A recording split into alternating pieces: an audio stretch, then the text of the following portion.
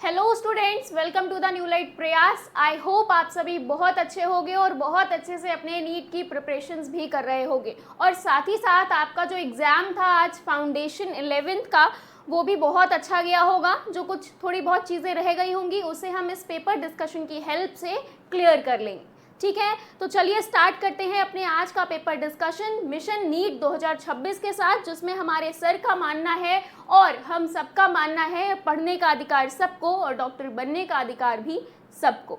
तो चलिए स्टार्ट करते हैं। यहाँ पर जो हमारा पेपर है 11th फाउंडेशन टेस्ट नंबर 11 है, ठीक है, जिसके टॉपिक क्या है, प्यूरिफिकेशन ऑफ कंपाउंड्स और साथ ही साथ आयनिक इक्विलिब्रियम। ठीक है, जहाँ पर जो आपका एग्जाम हुआ होगा उसके बाद जो डिस्कशन है, तो हम लोग स्टार्ट करेंगे 51 से 100 तक के जो क्वेश्चंस हैं उन सब क्वेश्चंस का डिस्कशन मैं करवाने वाली हूँ। तो सबसे पहले जल्दी से कमेंट सेक्शन में सभी बच्चे आ जाएं, अपनी प्रेजेंट लगा दें so that we can continue. ठीक है, तो क्वेश्चन नंबर 51 क्या कह रहा है, ध्यान से पढ़िए। क्वेश्चन नंबर 51 कह रहा है सम सॉलिड सब्सटेंसेस, पढ़ो क्या कह रहा है, some solid substances changes from solid to vapour state without passing through liquid state, the process is known as. यानी कि कुछ प्रोसेस ऐसे होते हैं, यानी कि अगर बात करें कुछ सॉलिड्स की, ठीक है, कुछ सॉलिड सब्सटेंस की अगर हम बात करें तो वो डायरेक्ट सॉलिड से वेपर में कन्वर्ट हो जाता है without passing through liquid state. Example क्या है, जैसे कि आप सभी ने कपूर देखा होगा, मंदिर में रखा हुआ कपूर, वो क्या होता है, जैसे ही आप उसे बर्न करते हो, जलाते हो, तो क्या होता है, डायरेक्ट ही वो गैसियस स्टेट में कन्वर्ट हो जाता है। तो this is the live example, real example of the process is sublimation. ठीक है, सब्लिमेशन में क्या होता है, जो भी सॉलिड थिंग्स होती हैं वो डायरेक्टली कन्वर्ट हो जाती हैं किसमें, वेपर स्टेट में, यानी कि गैसियस स्टेट में। तो the process is known as sublimation. Clear, बाकी के ऑप्शन यहाँ पर गलत हो जाएंगे। तो third option is right for the question number 51। Clear है। नेक्स्ट क्वेश्चन, नेक्स्ट क्वेश्चन कह रहा है 52 among which are the common techniques used for purification। तो प्यूरिफिकेशन को मतलब प्यूरिफिकेशन करने के लिए कौन सी ऐसी कॉमन टेक्निक्स हैं जो यूज़ करी जाती हैं। ये सारे क्वेश्चन एनसीईआरटी के लाइन बाय लाइन बनाए गए हैं। आपको चैप्टर में जहाँ पर प्यूरिफिकेशन टॉपिक स्टार्ट है वहीं पर ही ये क्वेश्चन मिल जाएंगे, जहाँ पर प्यूरिफिकेशन टेक्निक्स आपको बताई गई हैं, जैसे कि sublimation, distillation, crystallisation, chromatography. These are the what, purification techniques. तो अगर हम यहाँ पर देखें, तीनों ऑप्शन ही हमारे क्या हैं, प्यूरिफिकेशन टेक्निक्स को क्या कर रहे हैं, फॉलो करते हैं, यानी कि यही टेक्निक्स हैं। क्या क्या क्या हो गई, सब्लिमेशन, क्रिस्टलाइजेशन, क्रोमेटोग्राफी। तो यहाँ पर फोर्थ ऑप्शन राइट हो जाएगा, यानी कि फोर्थ अबव ऑल, बाकी के ऑप्शन कट जाएंगे। क्लियर, इतना समझ में आया सभी को। चलो नेक्स्ट क्वेश्चन 53 नंबर के क्वेश्चन की तरफ बढ़ते हैं। 53 नंबर का क्वेश्चन क्या कह रहा है, अच्छा अगर इन्हें एनसीईआरटी में देखना है कहाँ मिलेंगे तो इनके पेज नंबर भी बता देते हैं। सबसे पहले 51 वाला जो है वो आपको पेज नंबर 279 पर मिल जाएगा। ठीक है, क्लियर। नेक्स्ट वन आपको 78 पर मिल जाएगा, 278। नेक्स्ट थर्ड वन 53 पढ़ो, ये क्वेश्चन पढ़ो जल्दी से। Which method was first used for the separation of coloured substance found in plants. यानी कि जो कलर्स प्लांट्स में फाउंड किए गए हैं उन कलर्स को सेपरेट करने के लिए कौन से मेथड को सबसे पहले यूज़ किया गया था। तो इसका आंसर भी आपको एनसीईआरटी की बुक में मिल जाएगा बाय लाइन। क्या मेथड था, क्रोमेटोग्राफी। ठीक है, क्योंकि क्रोमेटोग्राफी का मतलब ही होता है, क्रोमा मीन्स क्या होता है, कलर्स। ठीक है, तो यहाँ पर chromatography is the right answer first.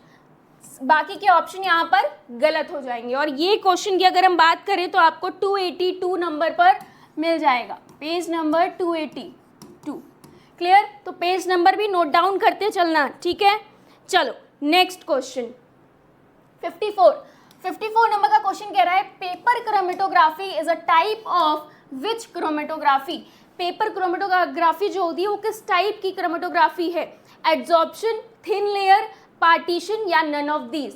तो यहाँ पर ये पूरी बोल्ड लाइन लिखी हुई है आपकी एनसीईआरटी में, और एज वेल एज नीट 2020 में से क्वेश्चंस को भी पूछे गए। यानी कि यहाँ पर अगर हम लिखें 2020 में इससे क्वेश्चन पूछा गया है और एनसीईआरटी में बोल्ड लाइन में भी लिखा है, जहां पर पार्टीशन क्रोमेटोग्राफी पढ़ाई जा रही है। तो हम पेपर क्रोमेटोग्राफी को और क्या बोल सकते हैं, पार्टीशन क्रोमेटोग्राफी भी बोल सकते हैं।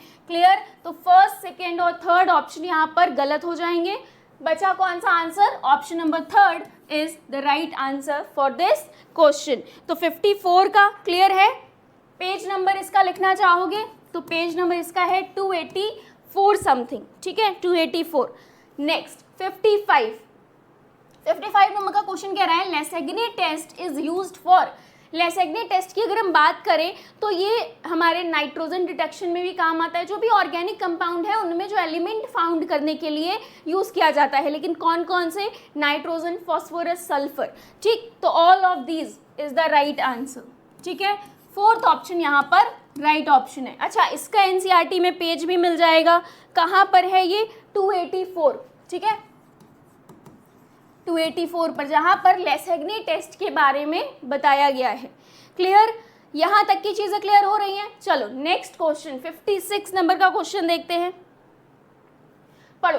56 नंबर का क्वेश्चन कह रहा है on complete combustion of 0.246 gram of an organic compound gave 0.198 gram carbon dioxide and 0.1014 gram of water. Determine the percentage composition of carbon hydrogen in the compound. यानी कि आपको एक ऑर्गेनिक कंपाउंड दे रखा है, ठीक है। उस ऑर्गेनिक कंपाउंड को जब कंबशन किया जाता है, उसका कंप्लीट कंबशन किया जाता है, वो कितने ग्राम दे रखा है, पहली बात तो 0.246 ग्राम ऑफ ऑर्गेनिक कंपाउंड। अब क्या किया गया, उसका कंप्लीट कंबशन कराया गया, जिससे हमें क्या मिलता है, 0.198 ग्राम ऑफ कार्बन डाइऑक्साइड मिलती है, और साथ ही साथ वाटर कितना मिलता है, 0.1014 ग्राम। अब ये कह रहा है कि आपको परसेंटेज कॉम्पोजिशन बतानी है, किसकी, हाइड्रोजन की और कार्बन की, उस कंपाउंड में प्रेजेंस, ठीक। तो यहाँ पर ऑप्शंस दे रखे हैं परसेंटेज के, तो जल्दी से बताओ।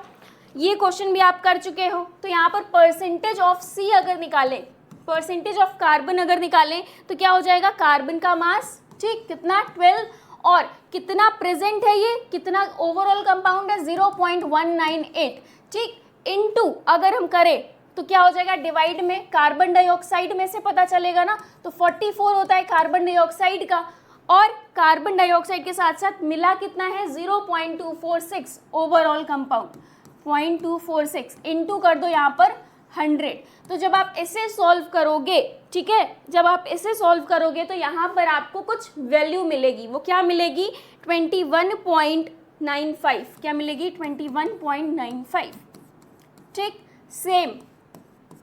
सेम प्रोसीजर आप किसके लिए लगा सकते हो। अच्छा, अगर आपने ये निकाल लिया है, ठीक है, परसेंटेज ऑफ कार्बन निकाल लिया है, तो इट मीन्स कि आपको हाइड्रोजन की परसेंटेज काउंट करने की ज़रूरत नहीं है। क्यों, क्योंकि ऑप्शन अगर देखोगे तो यहाँ पर ऑप्शन से ही हमें आंसर मिल गया, ठीक है, ऑप्शन से ही आंसर मिल गया। तो क्या हुआ, यहाँ पर कैलकुलेशन का जो टाइम है वो बच गया, तो यहाँ पर टाइम कंजम्पशन क्या हुआ, हमारा बच गया। तो सो दैट हम नेक्स्ट क्वेश्चन को अटेम्प्ट जल्दी कर सकते हैं। क्लियर। परसेंटेज आपको हाइड्रोजन की भी निकालनी है, तो सेम ऐसे ही फॉलो करो। यहाँ पर 2 हो गया, इनटू कितना हो जाएगा, 0.14, कितना दे रखा है, 1014, ठीक, डिवाइड में वाटर है, वाटर के लिए 18 यूज़ कर लिया, टोटल कितना दे रखा है, 0.246, क्लियर, इनटू 100 कर दो।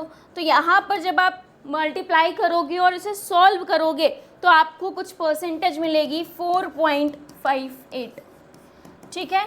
तो ये आंसर राइट आंसर है, जल्दी से नोट डाउन कर लो और टिक लगा लो, ठीक है, क्लियर। तो third option is the right option. Next 57 number का क्वेश्चन देखा जाए, ये क्वेश्चन नोट डाउन कर लिया है। चलो नेक्स्ट 57 नंबर का क्वेश्चन कह रहा है इन कैरियस method if estimation of halogen 0.15 gram of an organic compound gave 0.12 gram of AgBr, ठीक, silver bromide, find out the percentage of the bromine in the compound। Same वैसा ही क्वेश्चन है जैसा अभी आपने किया है। तो यहाँ पर कैरियस मेथड का यूज़ करते हैं हैलोजेंस के लिए। अब ये कह रहा है कि अगर हमें हैलोजन का एस्टिमेशन करना है, कंपाउंड कितना दे रखा है, 0.15 ग्राम ऑर्गेनिक कंपाउंड दे रखा है, जिसमें से 0.12 ग्राम क्या है, सिल्वर ब्रोमाइड है। अब कह रहा है कि इस 0.12 ग्राम में भी आप बताओ कि ब्रोमीन की परसेंटेज कितनी है। ओवरऑल तो आपका ऑर्गेनिक कंपाउंड है ही, ठीक है, तो उसने क्या दिया, AgBr दिया, ठीक। तो यहाँ पर क्या बताना है आपको, ब्रोमीन की परसेंटेज बतानी है उस कंपाउंड में। तो सेम वैसे ही सॉल्व करोगे। तो 57 के लिए अगर आप सबसे पहले देखो AgBr का मॉलिक्यूलर मास कैसे फाइंड आउट करोगे, अगर सिल्वर की बात करें तो 108 होता है, ठीक, और ब्रोमीन का 80 लमसम मान लो, कितना हो गया यहाँ पर, तो 188, ठीक, 188 ग्राम पर। क्लियर। अब देखो इतना समझ में आ गया। तो 188 ग्राम में, 188 ग्राम में कितना ब्रोमीन है, 80 ग्राम ब्रोमीन है, ठीक है, 18 ग्राम ब्रोमीन है, समझना ध्यान से। अब ये कह रहा है तो फिर 0.12 AgBr में, ठीक है, 0. देखो दे रखा है ना, 0.12 ग्राम ऑफ AgBr, उसमें ब्रोमीन कैसे पता लगाओगे, यहाँ पर 80 इंटू क्या कर दोगे 0.12 और डिवाइड में ओवरऑल जो है, ओवरऑल कितना है 188 है, ठीक है, 188 है। तो जब आप इसे कैलकुलेट करोगे तो आपको कुछ मिल जाएगा। यहाँ पर ये क्या है, अब परसेंटेज निकालनी है ब्रोमीन की, तो परसेंटेज निकालोगे कैसे, कितना और दे रखा है 0.15, ठीक है, ओवरऑल में, तो 0.15 इंटू 100 कर दो, ठीक, समझ में आया। तो 80 इंटू 0.12 और उसके बाद डिवाइड में 188, ओवरऑल AgBr की बात हो रही है, इंटू 0.15 ओवरऑल ऑर्गेनिक कंपाउंड जो दे रखा है। क्लियर। तो यहाँ पर परसेंटेज ऑफ ब्रोमीन कितनी आ जाएगी, जल्दी से कैलकुलेट करो। जो परसेंटेज ऑफ ब्रोमीन आएगी यहाँ पर 34.04% आपको मिलेगा। क्लियर। तो ऑप्शन कौन सा हो गया, थर्ड ऑप्शन यहाँ पर राइट हो गया, ठीक है, नोट डाउन कर लो थर्ड ऑप्शन, ठीक है। क्लियर। चलो नेक्स्ट क्वेश्चन की तरफ चलते हैं। 58 देखिए, क्वेश्चन नंबर 58 क्या कह रहा है, the best and latest technique for isolation, purification and separation of organic compounds is crystallisation, distillation, sublimation या फिर क्रोमेटोग्राफी। तो आंसर इज क्रोमेटोग्राफी, ठीक है, एनसीईआरटी में लाइन भी लिखी हुई है। क्लियर है। तो 58 डन। नेक्स्ट क्वेश्चन पर बढ़े। 59 नंबर का क्वेश्चन देखिए क्या कह रहा है, in the Lassaigne's test for nitrogen in an organic compound the Prussian blue colour is obtained due to the formation of, ठीक है, आपको बताना है किसके फॉर्मेशन की वजह से जो हमारा लेसेग्ने टेस्ट है जिसमें ऑर्गेनिक कंपाउंड में प्रूशियन ब्लू कलर हमें मिलता है। तो अगर देखें तो यहाँ पर आंसर जो होगा वो सेकंड ऑप्शन होगा, फेरीफेरोसाइनाइड, ठीक इसे बोलते हैं। तो Fe4 FeCN6 का होल 3। क्लियर। तो option number second is right. इसका नेम भी लिखा हुआ है, पूरी की पूरी रिएक्शन भी लिखी हुई है एनसीईआरटी में, जहाँ पर लेसेग्ने टेस्ट फॉर नाइट्रोजन किया जा रहा है, ठीक है। तो वहाँ पर आपको ये क्लियर समझ में आ जाएगा। डन। चलो नेक्स्ट क्वेश्चन देखते हैं 60 नंबर का। 60 नंबर का क्वेश्चन कह रहा है, N organic compound give 0.4655 gram of carbon dioxide on the complete combustion if the mass of the compound taken was 0.2115 gram, what is the percentage of carbon in it. तो carbon की percentage आपको यहाँ पर found करनी है। कोई organic compound है, कितना दे रखा है 0.4655 ग्राम, ठीक, of carbon dioxide on complete combustion, यानी कि अच्छा कोई ऑर्गेनिक कंपाउंड है जो क्या कर रहा है, कार्बन डाइऑक्साइड दे रहा है कंप्लीट कंबशन पर, कितनी 0.4655 ग्राम, ठीक। अब ये कह रहा है if the mass of the compound taken was, यानी कि अगर उस कंपाउंड का मास कितना लिया गया 0.2115 ग्राम लिया गया है, तो आपको उसमें कार्बन की परसेंटेज काउंट करनी है, कितनी होगी, ठीक है। तो इसे भी हम परसेंटेज ऑफ कार्बन के लिए जो फॉर्मूला यूज करते हैं उस तरीके से कर सकते हैं जैसे पिछले क्वेश्चंस करते आ रहे हैं। तो कैसे होगा यहाँ पर परसेंटेज ऑफ कार्बन, अभी अभी निकाला, मास ऑफ कार्बन 12 लिख देंगे, ठीक है। और अगर हम मास ऑफ कार्बन डाइऑक्साइड की बात करें कितना होता है, 44 होता है एज वी नो, ठीक। अगर उसके बाद हम वेट ऑफ कार्बन डाइऑक्साइड देखें, कार्बन डाइऑक्साइड का वेट कितना है, 0.4655, ये ऑलरेडी गिवन है।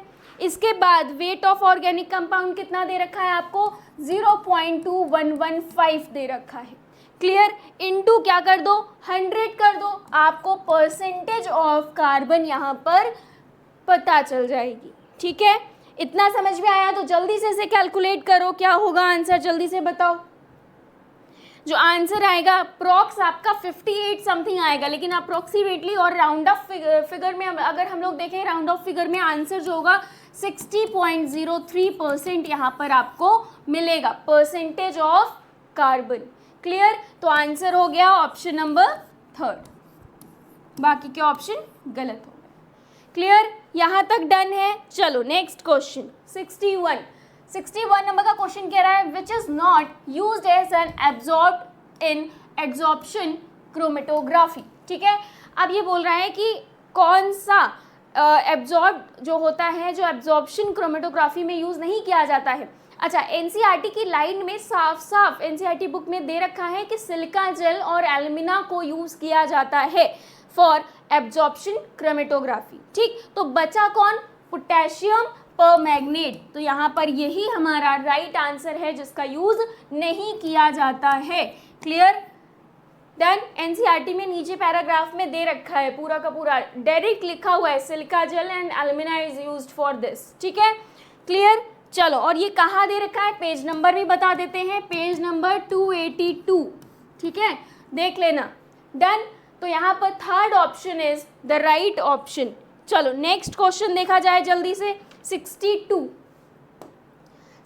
नंबर का क्वेश्चन, मैच द फॉलोइंग है, यानी कि कॉलम्स दे रखे हैं, कॉलम 1 और कॉलम 2। कॉलम 1 में कुछ डेफिनेशन टाइप दे रखा है और कॉलम 2 में उन डेफिनेशंस के नाम दे रखे हैं, उस टर्म के नाम दे रखे हैं, तो आपको पहचानना है। ए क्या कह रहा है, 2 solids which have different solubilities in a solvent and which do not undergo a reaction when dissolved, यानी कि 2 सॉलिड जिनकी डिफरेंट सॉल्युबिलिटी है, ठीक है, इन अ सॉल्वेंट, और किसी रिएक्शन में जाने पर क्या होता है, जब वो रिएक्शन में डिसॉल्व होते हैं तो do not undergo a reaction when dissolved, जब उन्हें डिसॉल्व कर दिया जाता है तो किसी रिएक्शन में नहीं जाते हैं। तो ऐसा कौन सा टर्म है, स्टीम डिस्टिलेशन है, फ्रैक्शनल डिस्टिलेशन है, क्रिस्टलाइजेशन है, या फिर डिस्टिलेशन अंडर रिड्यूस्ड प्रेशर है। क्या होगा आंसर, जल्दी से बताओ। यहाँ पर थर्ड वन होगा, क्रिस्टलाइजेशन में, ठीक है, क्रिस्टलाइजेशन में, क्लियर। नेक्स्ट सेकेंड वन पढ़ो, liquid that decomposes at its boiling point or below, we can say here or below as well, ठीक है। तो यहाँ पर liquid that decomposes at its below boiling point, तो क्या हो जाएगा यहाँ पर बी का, जल्दी से बताओ। फर्स्ट लाइन में ही ये दे रखा है, इसका पेज नंबर भी अभी बता देंगे, ठीक। तो यहाँ पर distillation under the reduced pressure, ठीक है, distillation under the reduced pressure में ऐसा होता है as its below boiling point or at its boiling point, clear. Third one, steam volatile liquid, steam volatile liquid, steam distillation, ठीक, same नाम से ही पता चल गया।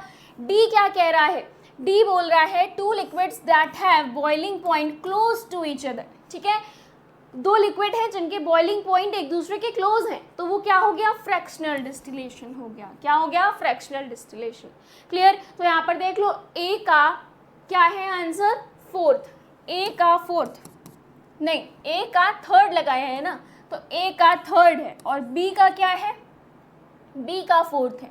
तो ए का थर्ड और बी का फोर्थ कहाँ पर है, देखो यहाँ पर फर्स्ट ऑप्शन, ठीक है। तो यहाँ पर फर्स्ट ऑप्शन ही राइट ऑप्शन है, बाकी के ऑप्शन गलत हो जाएंगे। तो 62 इज क्लियर। पेज नंबर 279 पर इन सब की डेफिनेशन भी आपको मिल जाएगी और ये जो टर्म्स लिखे हैं वो भी आपको मैच हो जाएंगे एज वेल एज 280, ठीक, क्लियर। चलो नेक्स्ट 63 नंबर का क्वेश्चन देखो क्या कह रहा है। 63 नंबर का क्वेश्चन यहाँ पर अगर हम बात करें, ये बोल रहा है the method that can be use to separate two compound with different solubilities in an solvent is, वही सेम चीज आ गई है, the method that can be use to separate two compound, दो कंपाउंड को सेपरेट करने के लिए अगर हम बात करें जिनकी सॉल्युबिलिटी क्या है, डिफरेंट है, इन एन सॉल्वेंट, तो वो प्रोसेस क्या है, वो मेथड क्या है, डिस्टिलेशन है, आइसोलेशन है, फ्रैक्शनल क्रिस्टलाइजेशन है या फिर फिल्टरेशन है। जल्दी से बताओ इसका आंसर क्या होगा, इसका आंसर होगा थर्ड वन, फ्रैक्शनल क्रिस्टलाइजेशन। ठीक है, थर्ड ऑप्शन, थ्योरेटिकल क्वेश्चन है ये भी, third option fractional crystallization is the right answer. Done. चलो नेक्स्ट 64 नंबर का क्वेश्चन स्टेटमेंट टाइप का क्वेश्चन है। स्टेटमेंट 1 कह रहा है अ मिक्सचर ऑफ क्लोरोफॉर्म, यानी कि CH3 की बात हो रही है, और क्या कह रहा है, एंड एनिलीन। ठीक, तो क्लोरोफॉर्म और एनिलीन का एक मिक्सचर है, ये कह रहा है कि can be separated by simple distillation. ठीक है, इसको हम कैसे सेपरेट कर सकते हैं, सिंपल डिस्टिलेशन से।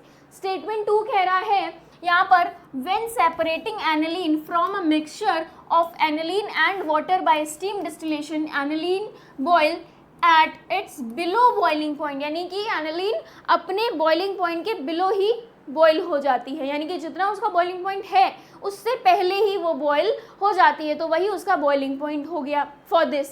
ठीक, तो यहाँ पर स्टेटमेंट 1 की अगर हम बात करें 64 के लिए, तो सबसे पहले देखो अगर हम क्लोरोफॉर्म की बात करें, ठीक है, क्लोरोफॉर्म और एनिलीन की, ठीक, इसका जो बॉइलिंग पॉइंट है क्लोरोफॉर्म का वो क्या होता है, 334 होता है, ये दे रखा है। ठीक, 334 केल्विन होता है, और एनिलीन की अगर हम बात करें तो 457 होता है, 457 इन केल्विन। ठीक, अब इनके बीच का डिफरेंस देखो, क्या 25 डिग्री सेल्सियस से ज़्यादा है या कम है, ज़्यादा है। जब ज़्यादा होता है तो हम कौन सा प्रोसेस यूज करते हैं, 20 to 25 डिग्री सेल्सियस से ज़्यादा होता है, अगर से ज़्यादा होता है तो हम यूज़ करते हैं सिंपल डिस्टिलेशन। क्या यूज़ करते हैं, सिंपल डिस्टिलेशन। क्लियर, इतना समझ में आ गया सभी को। तो यहाँ पर स्टेटमेंट क्या है, first statement is right statement. ठीक है, फर्स्ट स्टेटमेंट क्या हो गया, यहाँ पर राइट हो गया। डन। अब देखो सेकंड स्टेटमेंट को समझते हैं। यहाँ पर सेकंड स्टेटमेंट को समझने से पहले बीपी को समझो, यानी कि बॉइलिंग पॉइंट क्या होता है। बॉइलिंग पॉइंट एक ऐसा टेम्परेचर, बॉइलिंग पॉइंट यानी कि उस टेम्परेचर की बात हो रही है जहाँ पर वेपर प्रेशर एटमॉस्फेरिक प्रेशर यानी कि 1 atm के इक्वल हो जाती है। ठीक, तो ये हो गया बॉइलिंग पॉइंट की डेफिनेशन। अब यहाँ पर ये बोल रहा है, देखो जब इन दोनों को मिक्स किया जाएगा और बॉईल किया जाएगा तो क्या होता है, हीट रिक्वायरमेंट यहाँ पर क्या हो जाएगी, लेस होगी या मोर होगी। अगर हम यहाँ पर वाटर और एनिलीन की बात कर रहे हैं तो जाहिर सी बात है इनका बॉइलिंग पॉइंट क्या है, डिफरेंट है, इन दोनों का बॉइलिंग पॉइंट डिफरेंट है, तो हीट की जो रिक्वायरमेंट होगी वो लेस होगी। ठीक, अब हीट की रिक्वायरमेंट लेस होगी तो क्या हो जाएगा, बिलो इट्स बॉइलिंग पॉइंट ये बॉयल होने लगेगा, कौन, एनिलीन। ठीक है, सेम एक जैसा बिहेवियर हो जाएगा। डन। तो यहाँ पर आंसर क्या हो जाएगा, this one is also true and this one is also true. Clear, तो ऑप्शन नंबर कौन सा सही होगा, जल्दी से बताओ। Both statement are correct. ठीक है, बाकी के ऑप्शन यहाँ पर गलत हो जाते हैं। डन। चलो नेक्स्ट क्वेश्चन देखा जाए 65 नंबर का क्वेश्चन कह रहा है halogens in an organic compound that can be detected by. Halogens को हम किस मेथड से डिटेक्ट करते हैं, जल्दी से बताओ। ड्यूमास मेथड, कैरियस मेथड, के-जेल्डोल मेथड या फिर क्रोमेटोग्राफी। ये तो प्यूरिफिकेशन टेक्निक है, क्वांटिटेटिव और क्वालिटेटिव अप्रोच नहीं है, तो इसको तो हटा ही देते हैं। जेल्डोल मेथड और ड्यूमास मेथड हम नाइट्रोजन एस्टिमेशन के लिए यूज़ करते हैं। बचा कौन, कैरियस मेथड को हम हेलोजेंस के लिए यहाँ पर यूज़ करते हैं। ठीक है, तो आंसर क्या हो गया, कैरियस मेथड, यानी कि 65 का आंसर क्या हो जाएगा यहाँ पर, सेकेंड ऑप्शन। ठीक, 64 का सभी को पता है क्या था, फोर्थ, 65 का क्या है, सेकेंड है। ठीक है, क्लियर। चलो नेक्स्ट 66 66 नंबर का क्वेश्चन कह रहा है what is the Lassaigne's test जो एक्सट्रैक्ट होता है उसे क्या बोलते हैं। तो लेसेग्ने टेस्ट जो होता है उसमें जो एक्सट्रैक्ट बोला जा रहा है, लेसेग्ने टेस्ट अर्क भी बोला जाता है इसे हिंदी में, तो उसे क्या बोला जाता है, उसे बोला जाता है सोडियम फ्यूजन एक्सट्रैक्ट। ठीक, क्या बोला जाता है, सोडियम फ्यूजन एक्सट्रैक्ट, एनसीईआरटी में दे रखा है। क्लियर, तो आंसर क्या हो गया 66 का सेकंड हो गया। ठीक है, आंसर क्या हो गया 66 का यहाँ पर सेकंड। क्लियर, चलो नेक्स्ट 67 नंबर के क्वेश्चन की बात करूँ तो ये एनसीईआरटी का क्या है, एग्जाम्पल है, ये एनसीईआरटी का एग्जाम्पल है। ठीक, in a sulfur estimation 0.157 gram of an organic compound gave 0.4813 gram of barium sulfate in the compound, what is the percent of sulfur in the compound, यानी कि परसेंटेज ऑफ सल्फर यहाँ पर पूछा जा रहा है। तो कैसे बताओगे परसेंटेज ऑफ सल्फर, जल्दी से बताओ। देखो इसके लिए भी किस मेथड का यूज किया गया, सबसे पहले एस्टिमेशन किया जा रहा है सल्फर के लिए। अब यहाँ पर परसेंटेज ऑफ सल्फर की अगर हम बात करें तो कैसे निकलेगा, इसके लिए भी फॉर्मूला दे रखा है, बताओ जल्दी से क्या फॉर्मूला होगा यहाँ पर। पहले तो BaSO4 का मॉलिक्यूलर मास देख लो। ठीक, बेरियम सल्फेट की बात करी गई है ना, देखो बेरियम सल्फेट BaSO4। ठीक, इसका अगर मॉलिक्यूलर मास निकालोगे, मॉलिक्यूलर मास ऑफ BaSO4 तो कैसे निकालोगे, देखो barium plus sulphur plus oxygen कितने हैं, 4 हैं। ठीक, तो इसी तरह बेरियम का बताओ, सल्फर का और ऑक्सीजन का, तो यहाँ पर क्या हो जाएगा, सबसे पहले 137, सल्फर का क्या हो गया, यहाँ पर सल्फर का हो गया 32, और ऑक्सीजन की अगर हम बात करें तो एक का 16 है, 4 के 64। ऐड कर दो इसे उठाकर, जब आप इसे ऐड करोगे तो यू कैन गेट 233 ग्राम। ये क्या आ गया, बेरियम सल्फेट का मॉलिक्यूलर मास आ गया। ठीक, अब देखो 233 ग्राम यानी कि 233 ग्राम ऑफ पूरा BaSO4 में कितने परसेंट सल्फर है, यहाँ पर देखो दे रखा है ना इतने ग्राम, 0.157। अब देखो यहाँ पर कैसे करेंगे इसे आगे, तो यहाँ पर इतने 32 ग्राम कर रहा है, यानी कि यहाँ पर अगर देखो ये हमारे पास बेरियम सल्फेट ओवरऑल आया, लेकिन इसमें 32 ग्राम ऑफ सल्फर था ना प्रेजेंट। तो इसी तरह अगर हम लोग इक्वेशन बनाएं तो क्या हो गया, 233 ग्राम ऑफ बेरियम सल्फेट में सल्फर कितना है, 32 ग्राम सल्फर है। तो वैसे ही जैसे पुराने क्वेश्चंस किए हैं तो 0.4813 ग्राम में कितना होगा, जल्दी से बताओ, इतने ग्राम बेरियम सल्फेट कितने सल्फर कंटेन करेगा। तो क्या करना है, जस्ट मल्टीप्लाई करा दो 32 इंटू 0.4813 डिवाइड बाई क्या हो जाएगा, ओवरऑल ऑर्गेनिक कंपाउंड। ठीक है, तो ये हो जाएगा 233 इंटू 0.157। ठीक है, 0.157 इंटू कर दो 100, तो यहाँ पर परसेंट ऑफ सल्फर आपको पता चल जाएगा। कैलकुलेट करो इसे, जब आप इसे कैलकुलेट करोगे तो क्या आएगा आंसर, जब आप इसे यहाँ कैलकुलेट करोगे तो आंसर मिलेगा आपको कुछ, क्या मिलेगा, 42.10%। तो ऑप्शन देखो 42.10 यानी कि ऑप्शन नंबर 2 इज राइट। ठीक है, बाकी के ऑप्शन गलत हो गए। 67 क्लियर है, यहाँ पर 67 का आंसर क्या हो गया, 2 हो गया। चलो नेक्स्ट 68 नंबर का क्वेश्चन क्या कह रहा है, पढ़ो। ठीक है, 68 कह रहा है ether and benzene can be separated by. Ether और बेंजीन को हम किस तरह से सेपरेट कर सकते हैं, पहले तो हमें चेक क्या करना पड़ेगा, इनका बॉइलिंग पॉइंट। अगर इनके बॉइलिंग पॉइंट का डिफरेंस 20 या फिर 25 डिग्री सेल्सियस से ज़्यादा है तो सिंपल डिस्टिलेशन, कम है तो यहाँ पर हम कोई भी डिस्टिलेशन प्रोसेस, यहाँ पर जो भी ऑप्शन आपको दिख रहा है वो उस तरह से कर सकते हैं। अब देखो ईथर है और बेंजीन है, अगर इन दोनों के हम लोग बॉइलिंग पॉइंट की बात करें तो क्या हो जाएगा, यहाँ पर ईथर का क्या होता है 34.5 समथिंग। ठीक, बेंजीन का 80 हो गया। तो देखो क्या इसका डिफरेंस ज़्यादा है, जल्दी से बताओ इसका डिफरेंस क्या होगा, ज़्यादा होगा? नहीं, तो यहाँ पर प्रोसेस क्या हो जाएगा, इसका डिफरेंस ज़्यादा है, किससे? 20 to 25 डिग्री सेल्सियस से। तो प्रोसेस क्या हो जाएगा? डिस्टिलेशन। क्या हो जाएगा? डिस्टिलेशन। बाकी के ऑप्शन गलत हो गए, तो 68 का सेकंड आंसर इज राइट। ठीक है, 68 का सेकंड। नेक्स्ट 69 नंबर का क्वेश्चन कह रहा है the Lassaigne's extract is boiled with concentrated HNO3 while testing for halogens because it. ठीक, जब हम लेसेग्ने टेस्ट करते हैं तो लेसेग्ने एक्सट्रैक्ट जो निकलती है उसको बॉयल किया जाता है कॉन्सेंट्रेटेड नाइट्रिक एसिड के साथ वाइल टेस्टिंग फॉर हेलोजेंस, यानी कि जब हेलोजेंस का टेस्ट कर रहे हैं।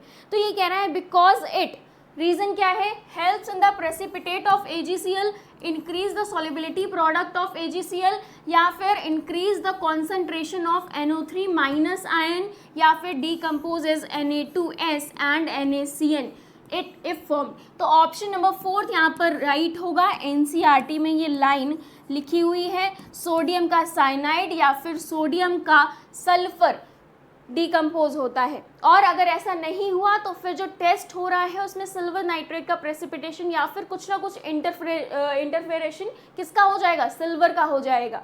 क्लियर? तो यहाँ पर ऑप्शन क्या हो गया? 4th one, decomposes Na2S and NaCN if formed. Clear? तो ऑप्शन नंबर 4 यहाँ पर राइट ऑप्शन हो जाएगा फॉर द क्वेश्चन 69। क्लियर है? चलो नेक्स्ट 70 नंबर का क्वेश्चन देखते हैं। 70 नंबर का क्वेश्चन मैच द फॉलोइंग है, कॉलम 1 कॉलम 2 दे रखा है।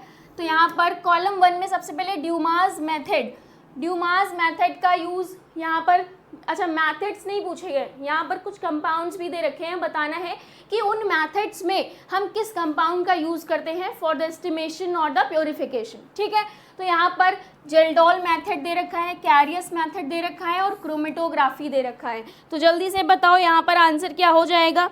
अगर हम ड्यूमास मेथड की बात करें तो नाइट्रोजन गैस। ठीक है, उसके बाद जेल्डोल मेथड की अगर हम बात करें तो यहाँ पर हो जाएगा अमोनियम सल्फेट। कैरियस मेथड की अगर हम बात करें तो AgNO3, ठीक, सिल्वर नाइट्रेट। क्रोमेटोग्राफी की बात करें तो सिलिका जेल, क्योंकि क्रोमेटोग्राफी में अभी प्रीवियस क्वेश्चन में पढ़कर आए हो ना, पेपर क्रोमेटोग्राफी जो होती है या फिर पार्टीशन, उसमें हम सिलिका जेल या एल्यूमिना का यूज़ करते हैं। तो आप आंसर इससे भी निकाल सकते हो, डी का सेकेंड, यानी कि यहाँ पर तो 4 ऑप्शन है, डी का सेकेंड। बाकी कैरियस मेथड देख सकते हो, ठीक, तो कैरियस मेथड सिल्वर नाइट्रेट हो गया। क्लियर? तो आंसर क्या हो गया? ए का थर्ड। एक ही ऑप्शन है जहाँ पर ए का थर्ड है, तो option number 1 is right option. ठीक, 69 के लिए यानी कि 70 नंबर के क्वेश्चन के लिए ऑप्शन नंबर 1 यहाँ पर राइट ऑप्शन है। बी का 4th हो गया यानी कि जेल्डोल मेथड्स, अमोनियम सल्फेट। सी का 1st सिल्वर नाइट्रेट और क्रोमेटोग्राफी सिलिका जेल। ठीक है, बाकी के ऑप्शन यहाँ पर गलत हो जाते हैं। नेक्स्ट 71 नंबर का क्वेश्चन कह रहा है in organic compounds phosphorus is estimated as. Phosphorus को कैसे एस्टिमेट किया जाता है किसी ऑर्गेनिक कंपाउंड में, यह आपको बताना है। तो वहाँ पर जहाँ पर सल्फर का एस्टिमेशन दे रखा है वहाँ पर डायरेक्टली लाइन लिखी है, ये फर्स्ट ऑप्शन हमारा राइट हो जाएगा। बाकी के ऑप्शन यहाँ पर क्या हो जाएंगे? गलत हो जाएंगे। क्लियर? चलो नेक्स्ट क्वेश्चन की अगर हम बात करें, क्या है? 72 नंबर का क्वेश्चन क्या कह रहा है? देखो, ये कह रहे हैं 0.2 gram of an organic compound on complete combustion produces 0.18 gram of water, then the percentage of hydrogen in it. ठीक, तो परसेंटेज ऑफ हाइड्रोजन बतानी है, जैसे अभी तक आप करते आ रहे हो सेम वही चीज़ लगेगी। क्या हो गया? मास जो होता है अपॉन में वाटर का है तो 2/18 इनटू क्या हो जाएगा? जो कंपाउंड आपको दे रखा है मास ऑफ वाटर। ठीक, यहाँ पर उसके बाद क्या हो जाएगा? यानी कि 0.18 मास जो दे रखा है, गिवन मास की बात हो रही है। उसके बाद क्या हो रहा है? मास ऑफ कंपाउंड कितना है? 0.2 दे रखा है। ठीक, इनटू क्या करोगे? 100 कर दोगे, percentage of hydrogen you will gate. कैसे मिलेगा? तो आंसर मिलेगा यहाँ पर 10। जब आप इसे कैलकुलेट करोगे तो यहाँ पर वैल्यूज आएंगी, इनटू 100 कर दोगे तो 10 you will get as percentage of hydrogen. तो answer second option is right, बाकी के ऑप्शन यहाँ पर गलत हो जाएंगे। क्लियर, यहाँ तक की चीज़ें समझ में आ रही हैं। चलो नेक्स्ट 73 नंबर का क्वेश्चन कह रहा है impure sample of naphthalene can be purified by. ठीक, कोई नेफ्थलीन है, ठीक, कंपाउंड जो कि इम्प्योर सैंपल है उसका, इसे हम कैसे प्योरीफाई कर सकते हैं। तो नेफ्थलीन जो एग्जाम्पल है वो सब्लिमेशन का एक एग्जाम्पल है। तो sublimation process we can use to separate impure sample of naphthalene. ठीक, तो बाकी के ऑप्शन यहाँ पर गलत हो गए। Fourth option is right, sublimation. Clear, done. चलो नेक्स्ट क्वेश्चन देखा जाए। 74 नंबर का क्वेश्चन कह रहा है which method is use to purify liquid having very high boiling points and those which decomposes at below their boiling points. ठीक, at और at below their boiling point. अभी इसकी डेफिनेशन पढ़कर आए हो, क्या है, डिस्टिलेशन। ठीक, डिस्टिलेशन एट रिड्यूस्ड प्रेशर। ठीक, in reduced pressure, in reduced pressure. तो अभी पीछे आपने देखा है, तो यहाँ पर ऑप्शन नंबर 3 हो जाएगा, distillation under reduced process. Clear, तो देखो यहाँ पर आंसर क्या हो गया, ऑप्शन नंबर 3। ठीक है, क्लियर। नेक्स्ट 75 नंबर का क्वेश्चन क्या बोल रहा है, in the deduction of nitrogen the sodium fusion extract is acidified with which of the following. जो सोडियम एक्सट्रैक्ट होती है वो किससे एसिडिफाइड करी जाती है, ऑब्वियसली बात है एसिड होगा। तो यहाँ पर चारों ही एसिड दे रखे हैं, लेकिन किस टाइप का, कॉन्सेंट्रेटेड होगा या फिर डाइल्यूटेड होगा। ठीक है, तो यहाँ पर सबसे पहले तो आंसर होगा सल्फ्यूरिक एसिड। ठीक, अब ऑप्शन तो पता चल गया है, लेकिन कॉन्सेंट्रेटेड वाला सल्फ्यूरिक एसिड या फिर डाइल्यूट सल्फ्यूरिक एसिड। तो यहाँ पर आंसर हो जाएगा कॉन्सेंट्रेटेड H2SO4। ठीक है, ऑप्शन नंबर 3 इज राइट। तो जो 75 क्वेश्चन है वो कंप्लीट हो गए, यानी कि 25 क्वेश्चन। अब नेक्स्ट 25 क्वेश्चंस की हम बात करते हैं, यानी कि 76 से 100। ठीक है, इसका आंसर समझ में आया सभी को। 75 का 3rd option is right option. Clear, next अब देखो यहाँ से आयनिक इक्विलिब्रियम के क्वेश्चन स्टार्ट हो रहे हैं। थोड़े से न्यूमेरिकल होंगे और थोड़े से कंसेप्चुअल बेस्ड होंगे। अभी तक हम कौन से क्वेश्चंस कर रहे थे, प्योरिफिकेशन ऑफ टेक्निक्स। ठीक, कंपाउंड्स के लिए। नेक्स्ट यहाँ से स्टार्ट हो रहा है आयनिक इक्विलिब्रियम। यहाँ पर बोला जा रहा है which one is correct for precipitation. तो इनमें से कौन सा ऑप्शन प्रेसिपिटेशन के टर्म्स के अकॉर्डिंग करेक्ट होगा। आयनिक प्रोडक्ट सॉल्युबिलिटी प्रोडक्ट के इक्वल हो जाता है, या फिर सॉल्युबिलिटी प्रोडक्ट जो होता है वो ज़्यादा होगा किससे, आयनिक प्रोडक्ट से, या फिर कम होगा, या फिर नन ऑफ दीज। तो जल्दी से बताओ, ये कंसेप्चुअल क्वेश्चन है। 76 क्या हो जाएगा यहाँ पर, जब सॉल्युबिलिटी प्रोडक्ट आयनिक प्रोडक्ट से कम होता है। ठीक है, सॉल्युबिलिटी प्रोडक्ट आयनिक प्रोडक्ट से कम होता है तो प्रेसिपिटेट बनता है। तो ऑप्शन नंबर 3 इज राइट। 76 का 3rd ऑप्शन यहाँ पर राइट हो जाएगा। क्लियर, चलो नेक्स्ट अब हम बात करते हैं 77 नंबर के क्वेश्चन की। देखो क्वेश्चन नंबर 77 क्या कह रहा है, if the pH of 0.1 molar acetic acid is 3, यानी कि एसिटिक एसिड की pH कितनी दे रखी है, 0.1 मोलर सॉल्यूशन में इज 3। अब ये बोल रहा है then dissociation constant of this acid will be, क्या होगा जल्दी से बताओ। तो यहाँ पर सबसे पहले देखो आपको जो pH दे रखी है, कितनी दे रखी है, लिख लेते हैं। pH दे रखी है 3। ठीक, H+ आयन की अगर हम बात करें तो उसकी मोलैरिटी यहाँ पर H+ = 10⁻³ दे रखा है। क्लियर, अब देखो फॉर्मूला हम जो यूज़ करेंगे H+ √of K × C concentration. K आपको फाइंड आउट करना है। ठीक है, K फाइंड आउट करना है। H कितना दे रखा है 10⁻³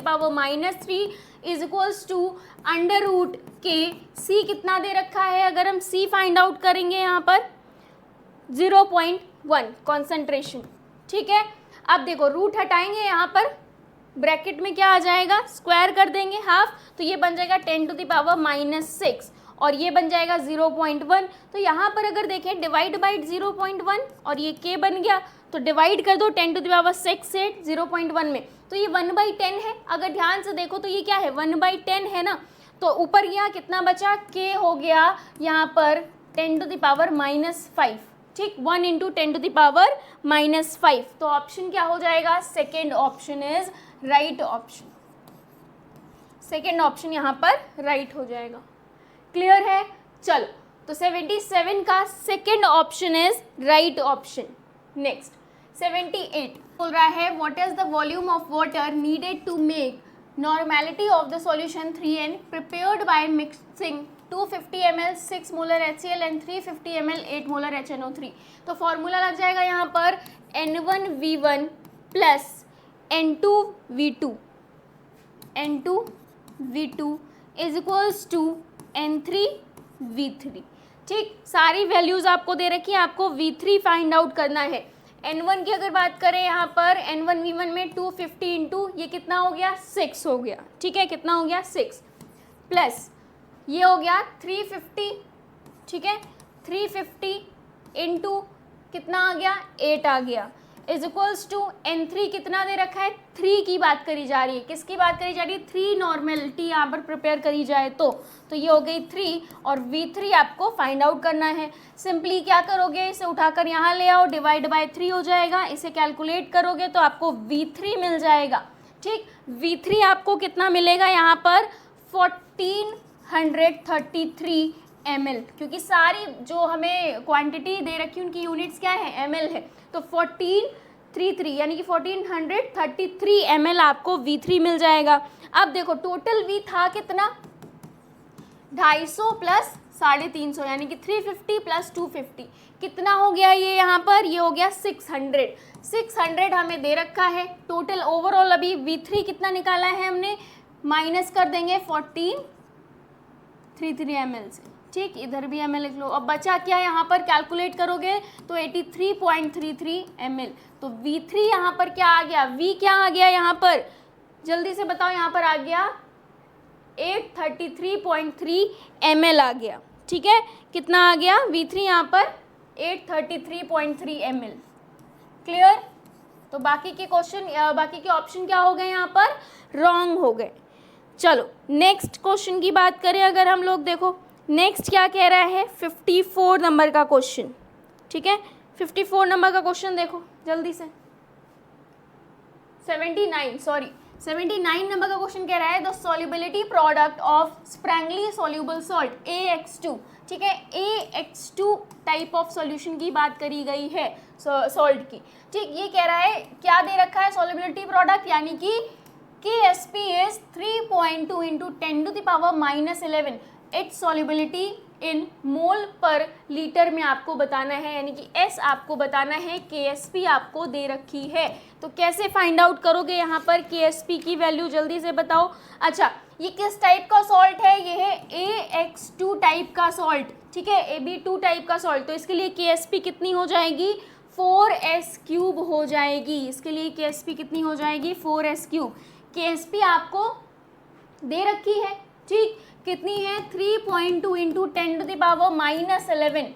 ठीक, S³ आपको पता करना है, यहाँ पर डिवाइड बाय 4 कर दो। तो जब आप डिवाइड बाय 4 करोगे तो S³ कितना आ जाएगा, समथिंग यहाँ पर वैल्यू आएगी 8 समथिंग आएगी, डिवाइड करोगे तो यहाँ पर जब 8 आएगी इंटू 10⁻⁻12। ठीक, क्लियर है?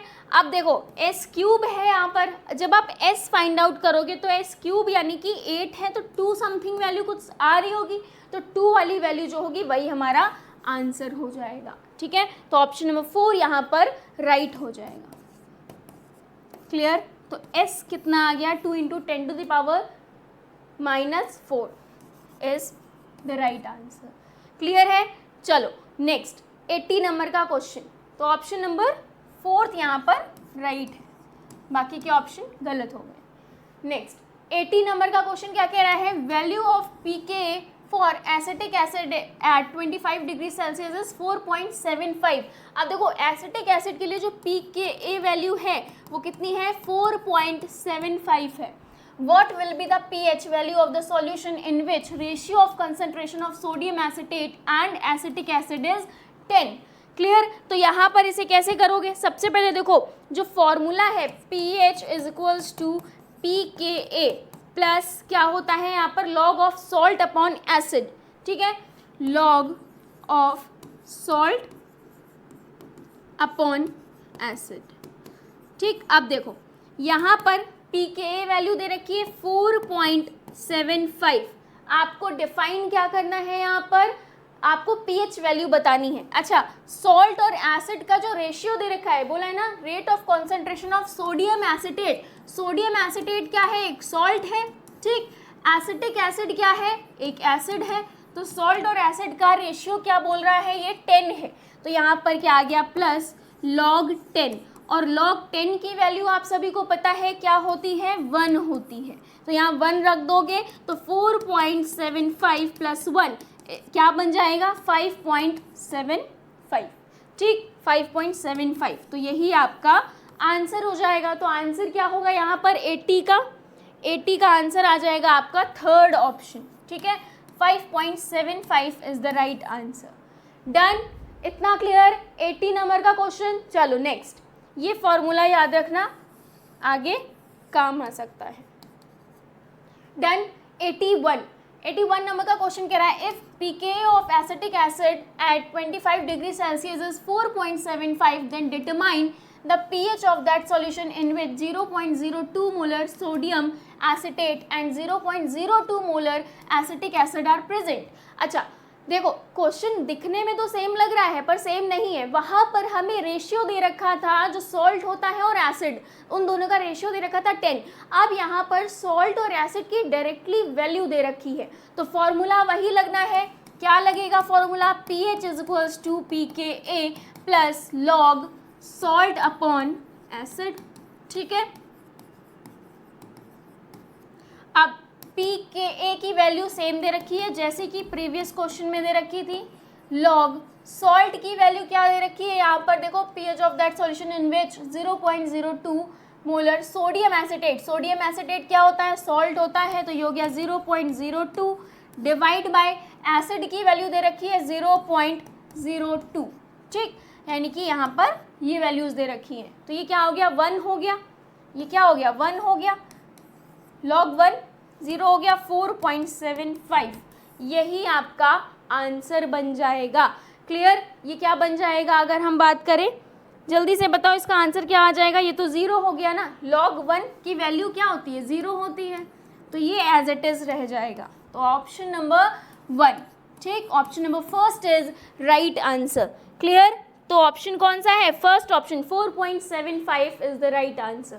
क्लियर, नेक्स्ट 81 हो गया। 82 नंबर का क्वेश्चन कह रहा है, which one of the following is correct. तो यहाँ पर आपको कुछ pH वैल्यू दे रखी है जिनकी यहाँ पर कॉन्सेंट्रेशन भी दे रखी है। ठीक, H2SO4 0.05 मोलर है, अब उसकी pH ज़्यादा होगी या फिर यहाँ पर नॉर्मेलिटी दे रखी है H2SO4 की। ऐसे ही करके 4 ऑप्शंस आपको दे रखे हैं, तो आपको बताना है क्या होगा। तो यहाँ पर सबसे पहले तो सॉल्व करो H+ के लिए। ठीक, H+ के लिए अगर आप सॉल्व करोगे, ऑप्शन तो यहाँ पर जो क्लियर होगा, राइट आंसर होगा, वो तो थर्ड ऑप्शन होगा। ठीक, थर्ड ऑप्शन होगा, लेकिन उसको सॉल्व कैसे किया है वो देखते हैं। यहाँ पर अगर हम लोग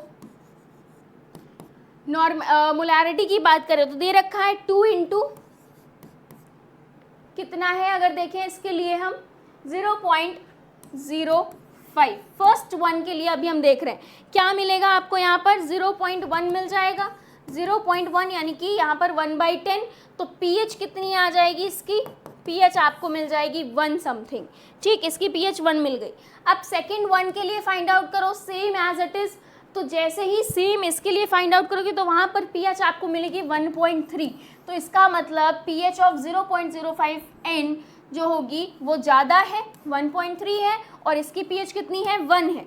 तो कुछ इस तरह से ये दिख रहा है। ठीक, तो ऑप्शन यहाँ पर क्या हो जाएगा, third one is right option. Clear, next 83 number का क्वेश्चन देखते हैं। 83 नंबर का क्वेश्चन जो है वो असर्शन रीजन टाइप का क्वेश्चन है। पढ़ो, असर्शन क्या कह रहा है, pH of hydrochloric acid of solution is less than pH of acetic acid solution of the same concentration. ठीक है, सेम कॉन्सेंट्रेशन पर यहाँ बात हो रही है। तो ये क्या कह रहा है, हाइड्रोक्लोरिक एसिड का जो pH है किसी सॉल्यूशन में वो लेस देन है पीएच ऑफ एसिटिक एसिड, ठीक, पीएच तो कम होगी क्योंकि HCl की बात करो तो जो हाइड्रोक्लोरिक एसिड है वो स्ट्रॉन्ग एसिड है इन कंपैरिजन विद, अगर हम एसिटिक एसिड की बात करें तो वो वीक एसिड है, तो दिस वन इज राइट, ठीक। असर्शन तो ठीक है, असर्शन ठीक है, बट अगर हम रीजन की बात करें, असर्शन इज ट्रू। रीजन क्या कह रहा है, in equimolar solution the number of titrable protons, आप देखो यहाँ पर जब HCl है, ठीक, H plus Cl minus, acetic acid की बात करोगे तो यहाँ पर देखो H प्लस आयन ज़्यादा बन रहे होंगे ना, प्रोटॉन, जिसे हम क्या कह रहे हैं, प्रोटॉन, तो यहाँ पर क्या हो जाएगा, ये कह रहा है present in hydrochloric acid is less than, नहीं, यहाँ पर आंसर क्या हो जाएगा, मोर होगा।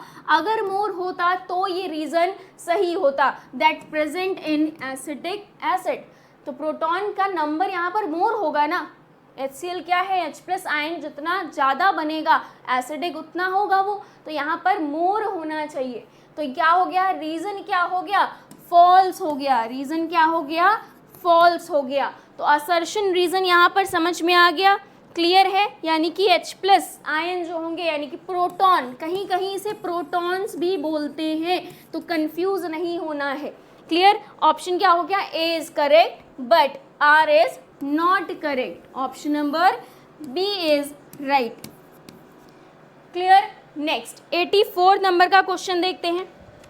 84 नंबर का क्वेश्चन पढ़ो, ये बोल रहा है from separate solutions of 4 sodium salt, यानी कि 4 सोडियम के सॉल्ट दे रखे हैं, क्या क्या है, NaW, NaX एंड NaY और NaZ। अब जिनकी pH भी दे रखी है, इसकी pH है 7, इसकी pH है 9 और इसकी pH है 10 एंड लास्ट वन pH है 11.0। अब ये कह रहा है when each solution was 0.1 molar, यानी कि सबकी कॉन्सेंट्रेशन क्या है 0.1, द स्ट्रॉन्गेस्ट एसिड। अब इनमें से स्ट्रॉन्गेस्ट एसिड आपको बताना है, तो पीएच स्केल जो होता है वो क्या कहता है, पीएच स्केल कहता है कि ये तो हो गया 7 वाला पार्ट न्यूट्रल, ठीक, इसके आगे मोर बेसिक 7 से, यानी कि 8 से अगर 14 तक की बात करें तो मोर बेसिक हो जाता है, ठीक, इससे पीछे जाएंगे यानी कि 7 से कम एसिडिक हो जाता है। अब ऑप्शंस अगर देखोगे, इनकी पीएच वैल्यू देखोगे तो सारे 7 से ज़्यादा है, 9, 10, 11, तो ये तो नहीं होने से रहे एसिड, स्ट्रॉन्ग एसिड।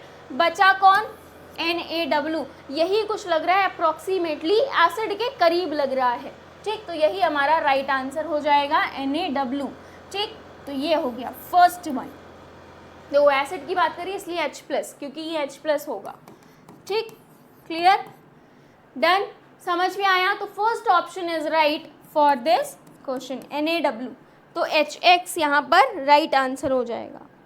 चलो नेक्स्ट 85 नंबर का क्वेश्चन देखिए, ये कह रहा है द हाइड्रोलिसिस कांस्टेंट, यानी कि KH कितना दे रखा है यहाँ पर, KH किसके लिए दे रखा है, NaH2PO4 के लिए 1.4 इंटू 10⁻⁻12, तो आयनाइजेशन कांस्टेंट फॉर H3PO4 के लिए पूछा जा रहा है, आयनाइजेशन कांस्टेंट की बात यहाँ पर हो रही है। अब देखो KH दे रखा है, ठीक है, आयनाइजेशन कांस्टेंट पूछा जा रहा है, तो फॉर्मूला क्या लगेगा, KH is equals to KW upon, यहाँ पर क्या हो जाएगा, Ka of what, Ka of H3PO4, यही पूछा जा रहा है, इसकी वैल्यू आपको पता है, ठीक। फर्स्ट वन की अगर हम बात करें तो ये हो गया 10⁻⁻14, ठीक, अपॉन में क्या आ जाएगा यहाँ पर 1.4 इंटू 10⁻⁻12, फाइंड आउट कर लो क्या हो जाएगा यहाँ पर आयनाइजेशन कांस्टेंट फॉर H3PO4, ये आ जाएगा आपका 7.14 इंटू 10⁻⁻12, ठीक, क्लियर, ये 14 है, ये 12 है, ऊपर गया तो ये बचेगा 3, माइनस का 3 बचेगा, ठीक है, तो ये 14 और ये 12, ये 3 हो जाएगा, क्लियर, डन। इतना समझ में आ गया सभी को, तो आंसर क्या हो जाएगा इसका, फर्स्ट ऑप्शन 7.14 इंटू 10⁻⁻3, यही हो गया राइट आंसर, ठीक है। नेक्स्ट 86 नंबर का क्वेश्चन देखते हैं जल्दी से। चलो 86 नंबर का क्वेश्चन क्या कह रहा है, which of the following not behave as buffer. ठीक है, अच्छा ये बताओ बफर सॉल्यूशन क्या होते हैं। ठीक, इनमें से कौन सा सॉल्यूशन है जो बफर की तरह बिहेव नहीं करेगा। तो बफर सॉल्यूशन वो सॉल्यूशन होते हैं जिसमें अगर हम कुछ एसिड या बेस मिलाते हैं तो उसके पीएच पर कुछ खास इफेक्ट नहीं पड़ता है। ऐसे सॉल्यूशंस क्या होते हैं, बफर सॉल्यूशन होते हैं। तो सबसे पहले अगर हम एसिटिक एसिड और सोडियम मेथॉक्साइड की बात करें तो ये भी बफर है। ठीक, ये भी बफर है, सेकेंड वन भी, थर्ड वन भी बफर है, तो all behave as a buffer. तो fourth option is right for this question. ठीक है, सारे ही बफर की तरह बिहेव करेंगे। बफर का काम ही है कि पीएच को मेंटेन रखना, बैलेंस्ड रखना। एसिड आ जाए तो इफेक्ट नहीं पड़ना चाहिए, बेस आ जाए तो इफेक्ट नहीं पड़ना चाहिए, एज न्यूट्रल रहना चाहिए। ठीक है, क्लियर। तो यहाँ पर सारे ही कैसा बिहेव करेंगे, एज अ बफर बिहेव करेंगे। डन। चलो नेक्स्ट, ये भी आपको एनसीईआरटी में 202 पेज नंबर पर मिल जाएगा। ठीक है, नेक्स्ट 87 नंबर का क्वेश्चन देखो क्या कह रहा है। If the solubility product of MOH is 1 into 10 to the power minus 10 mole to decimeter, यहाँ पर DM-6, then the pH of its aqueous solution will be। तो pH of this aqueous solution क्या हो जाएगी आपको यहाँ बताना है। तो सबसे पहले अगर MOH का आयनाइजेशन होगा तो ये बनाएगा M+ और ये बनाएगा OH-। ठीक है, इस तरह से होगा। उसके बाद अगर हम KSP की बात करें, KSP की बात करें तो M+ और OH-, यही तो होता है। इस तरह से ही तो KSP होती। आपको KSP देखो, ये कौन सा सॉल्ट है, AB टाइप है, तो इसके लिए क्या हो गया, S² हो गई। क्या हो गई, KSP क्या हो गई यहाँ पर, S² हो गई। तो जस्ट वैल्यू पुट कर दो। तो यहाँ पर वैल्यू पुट करोगे, ये दे रखा है 1 into 10 to the power कितनी दे रखी है, 10। S की वैल्यू क्या आ जाएगी, 10 to the power -5 you will gate. ठीक है, तो 10 to the power -5 आ गई। अब pOH वाला फॉर्मूला जो है उसमें रख दो, क्या हो जाएगा pOH का फॉर्मूले से, आपको pOH के फॉर्मूले से मिल जाएगा यहाँ पर 5। ठीक, pOH तो आपको 5 मिल जाएगा। अब फॉर्मूला रख दो, pH = 14 - pOH यानी कि 5, तो pH कितनी आ गई, 9 आ गई। ठीक है, pH कितनी आ गई, 9 आ गई। तो ऑप्शन नंबर 2 यहाँ पर राइट आंसर हो जाएगा, बाकी के ऑप्शन यहाँ गलत हो जाएंगे। डन। चलो नेक्स्ट 88 नंबर का क्वेश्चन देखते हैं। ये कह रहा है if Ka of HCN is 4 into 10 to the power -10 then the pH of 2.5 into 10 to the power -1 molar HCN aqueous is, क्या होगी वैल्यू, Ka अगर दे रखा है तो यहाँ पर अगर हम लोग H3O+ की बात करें, ठीक है, तो इसके लिए फॉर्मूला क्या लगता है, इसके लिए फॉर्मूला होगा Ka √KaC। अभी जस्ट आपने लिखा था ये फॉर्मूला, वैल्यू पुट कर दो। Ka की वैल्यू दे रखी है आपको 4 into 10 to the power -10, और अगर हम C की बात करें तो C भी दे रखा है आपको 2.5 into 10 to the power -1। Solve करो इसे जल्दी से। जब आप इसे सॉल्व करोगे तो you will get what, 10 to the power -5, ये आपको यहाँ पर मिल जाएगा। सेम वही फॉर्मूला लगा दो pH निकालने के लिए, जैसे ही अभी देखा था -log 10 to the power -5, तो ये क्या बन गया 5 log 10, यानी कि log 10 1 5, तो pH कितनी आ गई, 5 आ गई। अब pH 5 आ गई यहाँ पर, तो आंसर कितना हो गया हमारा 5।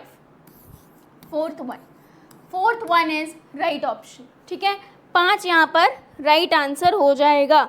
चलो नेक्स्ट क्वेश्चन देखते हैं 89 नंबर का question. Which of the following solutions will have pH close to 1, यानी कि यहाँ पर सॉल्यूशंस की कुछ क्वांटिटीज दे रखी है। अब बोला जा रहा है कौन सी सॉल्यूशन ऐसे होंगे जिनकी pH जो होगी क्लोज टू 1 होगी, यानी कि अप्रोक्सीमेटली 1 के करीब यहाँ पर मिल रही होगी। तो देखो इसका आंसर जो होगा वो फोर्थ ऑप्शन होगा। ठीक है, इसका आंसर जो होगा वो फोर्थ ऑप्शन होगा, लेकिन कैसे आया ये देखते हैं। यहाँ पर हो जाएगा N1V1 और -N2V2 अपॉन में V1 + V2, यही फॉर्मूला होता है। ठीक है, N1V1 -N2V2 अपॉन में V1 + V2। सेम इसके लिए प्रोसीजर फॉलो कर लो। ये कितना हो गया 5 हो गया। ठीक, ये कितना हो गया 5 हो गया। तो जब आप इसको सॉल्व करोगे, ml की बात करो तो 75 हो जाएगा। तो जितनी भी वैल्यूज़ हैं यहाँ पर, जब आप इन वैल्यूज़ को पुट करोगे फॉर दिस ऑप्शन, ठीक, तो आपको यहाँ पर कुछ ऑप्शन मिलेगा, कुछ आंसर मिलेगा। उसके बाद आपको क्या करना है, उसके बाद आप यहाँ पर pH equals to minus log जो वैल्यू आएगी यहाँ पर वो पुट कर दोगे, ठीक है। जैसे ही पुट करोगे H+ के लिए जो वैल्यू आएगी वही आपका राइट आंसर हो जाएगा। क्लियर है?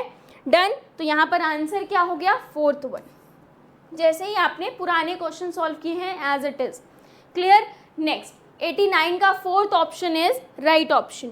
अब देखते हैं 90 नंबर का question.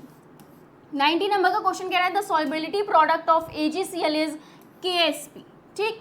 Then the solubility of AgCl in x molar KCl is, x molar KCl के लिए सॉल्युबिलिटी प्रोडक्ट क्या होगी? तो AgCl का पहले तो आयनाइजेशन देखो, AgCl Ag+Cl-, ठीक। अगर हम AgCl की बात करें तो सबसे पहले तो यहाँ 1 हो जाएगा और ये तो 0 0 है अभी, ठीक है। ये क्या है? 0 0 है। अब इसे अगर हम S मान लें तो ये S+X और ये क्या हो गया यहाँ पर AgCl 1 S, ठीक, 1 S। अब इनको उठाकर अगर मल्टीप्लाई करोगे तो यहाँ पर S+X इक्वल टू क्या आ जाएगा यहाँ पर? इक्वल टू KSP के। KSP में यही तो करते आते हैं, ठीक। इनको मल्टीप्लाई करा दिया, इक्वल टू KSP होता है। अब देखो ये हो गया S² + SX equals to KSP। अब इसे हम क्या मान लें? बहुत ही स्मॉलर मान लें, ठीक है, बहुत स्मॉलर मान लें इसको। तो ये क्या हो गया? KSP। तो यहाँ पर S की वैल्यू देखोगे तो KSP/X आ जाएगा। तो S इक्वल्स टू KSP/X, ठीक है। यही पूछा गया था solubility of AgCl in x molar KCl के लिए, KSP/X हो जाएगी। तो ऑप्शन देखो 4th option is right option, बाकी के ऑप्शन यहाँ पर गलत हो जाते हैं, ठीक है। डन। इतना समझ में आया? चलो नेक्स्ट 91 नंबर का क्वेश्चन देखते हैं। The number of hydrogen ion in 10 ml of solution with pH 13, यानी कि आपको हाइड्रोजन आयन बताने हैं 10 ml के सॉल्यूशन में, जिसके लिए pH कितनी दे रखी है? 13 दे रखी है। pH कितनी दे रखी है? 13। तो बहुत सिंपल है, H+ के लिए करना है। अब H+ के लिए जब करोगे तो Na, ठीक, Avogadro number into V into M। Clear? Na आपको पता है 6.022 इंटू 10⁻23 होता है, इंटू V की अगर बात करोगे तो कितना दे रखा है? 0.01, इंटू M कितना है अगर बात करोगे यहाँ पर इंटू 13, ठीक है, इंटू 10⁻13। अब ये कैसे आया? 10⁻13 कैसे आया है? देखो जब आप इसे pOH वाले फॉर्मूले में रखोगे तो आपको पता चल जाएगा। अब जब इसे सॉल्व करोगे तो ये बन जाएगा आपका 10⁻, यहाँ पर क्या बन जाएगी? 15 बनेगी, ठीक है। ये क्या बन जाएगी? 10⁻−15। सिर्फ इतने को सॉल्व करोगे, ये एज इट इज़ रहेगा, सिर्फ इतने को सॉल्व करोगे। देखो ये क्या है? 13 है, 14, 15, ठीक। 1 बनाने के लिए तो 10⁻−15 और Na एज इट इज़ अगर लिखना चाहें तो लिख सकते हैं। इतना क्लियर है? इतना समझ में आया? अब देखो अब क्या करना है यहाँ पर। अब अगर हम देखें तो सेम यही चीज़ 6.022 इंटू 10⁻23 इंटू 10⁻−15 यही है। तो 23 में से 15 गए, कितना बच गया यहाँ पर? 10⁸ हो जाएगा। अब देखो आंसर क्या आ रहा है? ऑप्शन नंबर 2 यहाँ पर राइट है, बाकी के ऑप्शन गलत हो जाएंगे, ठीक है। क्लियर? इतना समझ में आया? डन। चलो नेक्स्ट वन देखते हैं। यहाँ पर आंसर क्या होगा? Which of the following is not a Lewis acid? Lewis acid क्या होते हैं बताओ जल्दी से। लुईस एसिड क्या होते हैं? इलेक्ट्रॉन पेयर एक्सेप्टर होते हैं ना, इलेक्ट्रॉन पेयर एक्सेप्टर, ठीक। अब इन चारों कंपाउंड्स को ध्यान से देखो, ठीक है। इन चारों कंपाउंड्स को ध्यान से देखो, कहाँ पर इलेक्ट्रॉन पेयर एक्सेप्ट करने के चांसेस ही नहीं हैं। अगर हम फर्स्ट वन की बात करें तो ये इलेक्ट्रॉन डिफिशिएंट होता है, इसको इलेक्ट्रॉन पेयर चाहिए, ठीक। अगर हम FeCl3 की बात करें, सेम यहाँ पर BF3 की बात करें तो सभी को क्या इलेक्ट्रॉन पेयर चाहिए। लेकिन अगर हम C2H4 की बात करें, ठीक है, अगर हम C2H4 की बात करें तो यहाँ पर सारे ऑक्टेट क्या है, फिल्ड है, इसे नीड नहीं। यहाँ पर 3D ऑर्बिटल देखो क्या रहता है, ऑक्टेट। अगर हम इसकी बात करें तो ये खाली है, ठीक, ये क्या है, खाली है, एम्प्टी है d ऑर्बिटल, तो ये क्या करेगा, यहाँ पर एक्सेप्ट करेगा। But this one is not accept electron pair, तो यही क्या हो गया, यही हो गया आपका लुईस एसिड नहीं है, यही क्या हो गया, लुईस एसिड नहीं है। तो ऑप्शन नंबर 2 यहाँ पर राइट हो गया। 92 का option number 2 is right. Done, इतना समझ में आ गया। चलो नेक्स्ट क्वेश्चन देखते हैं। 93 नंबर का क्वेश्चन असर्शन रीजन का है। असर्शन कह रहा है ionic product is used from any types of electrolytes whereas solubility product is applicable only to Sprengli solution salt। अब इसका रीजन भी देते हुए बोला जा रहा है ionic product is defined at any stage of the reaction whereas solubility product is only applicable to the saturation state। अब बताओ यहाँ पर क्या होगा, अगर हम फर्स्ट के लिए बात करें, ठीक है, तो फर्स्ट वन तो राइट है और रीजन भी करेक्ट है, ठीक, लेकिन ये इसका करेक्ट रीज़न जो है वो एक्सप्लेन नहीं कर रहा है, ठीक है, ये इसका करेक्ट एक्सप्लेनेशन नहीं दे रहा है। तो आंसर क्या हो जाएगा, both A and R correct, but R is not the correct explanation of assertion, ठीक है, एक्सप्लेनेशन होगा। क्लियर है, डन, यहाँ तक की चीज़ें समझ में आई। तो 93 का फर्स्ट ऑप्शन यहाँ पर राइट ऑप्शन है। नेक्स्ट 94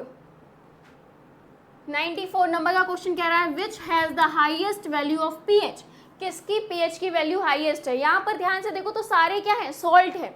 अब एक एक सॉल्ट को अगर ध्यान से देखोगे तो ये बना होगा एसिटिक एसिड से और KOH से, ठीक।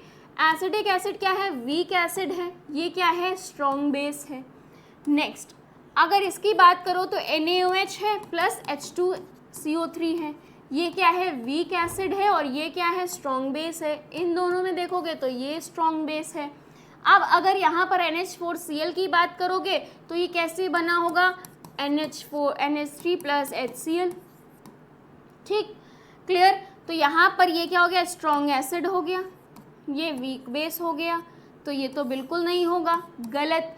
अब नेक्स्ट फोर्थ वन क्या कह रहा है, NaNO3। NaNO3 का मतलब है यहाँ पर NaOH है प्लस क्या है, HNO3 है, ठीक, ये क्या है, स्ट्रॉन्ग बेस है, ये क्या है, स्ट्रॉन्ग एसिड है, ये क्या है, स्ट्रॉन्ग बेस है। अब ये दोनों मिलकर क्या बनाएंगे, न्यूट्रल हो जाएंगे, ये दोनों क्या हो जाएंगे, न्यूट्रल हो जाएंगे। क्लियर, क्योंकि दोनों ही स्ट्रॉन्ग हैं तो एक दूसरे की पावर को कट ऑफ कर देंगे बिल्कुल, तो यहाँ पर न्यूट्रल हो जाएगी वैल्यू पीएच की। यहाँ पर क्या हो जाएगी, स्ट्रॉन्ग एसिड है तो एसिडिक होगी, हमें हाईएस्ट वैल्यू बतानी है, तो यहाँ पर second one is the right answer, ठीक है। बाकी के ऑप्शन यहाँ पर गलत होते हैं, तो second one is the right answer. Question number 95 क्या कह रहा है, द पीएच ऑफ, पढ़िए क्वेश्चन क्या कह रहा है यहाँ पर, the pH of 10 to the power minus 10 molar NaOH solution at 25 degree Celsius is approximately कितनी होनी चाहिए, 7, 10 या बिटवीन 10 और 11 या फिर बिटवीन 6 to 7। तो यहाँ पर देखो क्या दे रखा है, NaOH की pH यहाँ पर दे रखी है, कितनी है, 10 to the power minus 10, ठीक है, इतना क्लियर है। अब अगर हम H2O की बात करें, ठीक, तो ये कुछ इस तरह से होगा, H प्लस OH माइनस, तो यहाँ पर क्या हो जाएगी, 10 to the power माइनस का 7 हो जाएगी, ठीक, 10 to the power माइनस 7। अब टोटल पीएच अगर देखोगे, टोटल पीएच तो 10 to the power माइनस 7 और ये किसकी थी, 10 to the power minus 10। Clear, अब देखो यहाँ पर 10 to the power माइनस 7 को कॉमन ले लो, कॉमन लोगे जैसे ही तो यहाँ पर क्या बचेगा, 1, और यहाँ पर जो वैल्यू बचेगी उसका मान रख दोगे तो कितना आ जाएगा, उसकी वैल्यू रख दोगे तो 1.0001 समथिंग आ जाएगा, या आप 0 भी लगा सकते हो, ठीक।